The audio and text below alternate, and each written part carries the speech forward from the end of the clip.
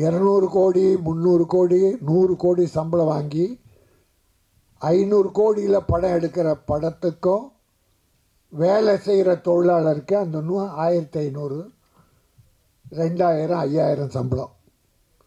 இந்த படம் எவ்வளோன்னு கேட்டேன். 2 கோடி. நியாயமான செலவு. தப்பு? அற்புதம் தம்பி. எத்தனை நாள் ஷூட்டிங் கேட்டேன். 34 நாள். பிரமாதம். அதை விட ஒன்றும் குறைச்சி பண்ண முடியாது. இதில் வேலை செய்தாங்க தொழிலாளி 2 கோடி மொத்தத்தை படம். எவ்வளோ சம்பளம் கொடுத்தோம்? அந்த 300 கோடியில் தயாரிக்கிற படம் வேலை பார்க்குறாங்க தொழிலாளி.